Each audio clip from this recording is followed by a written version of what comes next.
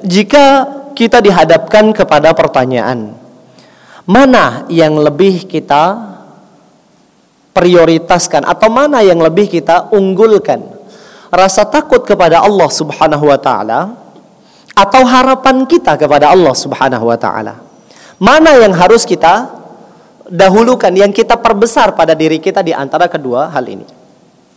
Al-Imam Ahmad rahimahullahu taala, beliau pernah ditanya dan beliau menjawab, "Yanbaghi an yakuna khawfuhu wa raja'uhu wahidan, fa ayyuhuma ghalaba halaka sahibuhu." Kaidah umumnya, hendaknya seseorang menjadikan rasa takut dan harapannya itu satu, artinya dengan porsi yang sama. Karena jika mereka lebih memberatkan yang satu dibandingkan dengan yang lain, maka dia akan binasa. Ini kaidah umum jemaah sekalian. Namun kaidah ini kembali disesuaikan dengan keadaan seorang hamba. Oleh karenanya di antara perincian daripada permasalahan ini, Syekh Muhammad bin Shalih Al-Utsaimin rahimahullahu taala menukilkan ucapan di antara para ulama, "Idza hamamta bi ta'atin faghallib janib ar-raja, annaka idza fa'altaha qabilaha Allahu minka wa rafa'aka biha darajat min ajli an tataqawwa." Perinciannya kata beliau, dan ini pendapat yang beliau kuatkan dari banyaknya ucapan para ulama. Dilihat, jika engkau sedang melakukan atau ingin melakukan sebuah ketaatan, maka kedepankanlah sisi harapan. Bahwasannya Allah Subhanahu wa taala akan menerima ibadahmu. Allah Subhanahu wa taala akan mengangkat derajatmu dengan ibadah tersebut agar engkau lebih bersemangat untuk masuk ke dalam ibadah tadi. Karena kalau setiap kali kita beribadah kita berpikir, ini Allah terima atau enggak ya?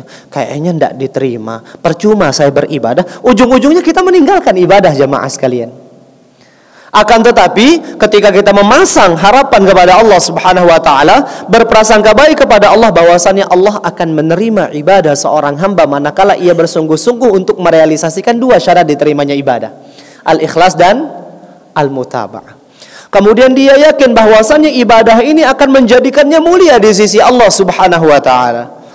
Allah akan mengampuni dosa-dosanya. Allah Subhanahu wa taala akan mewajibkan rahmatnya. Allah Subhanahu wa taala akan mengangkat derajatnya. Ia membangun prasangka yang baik.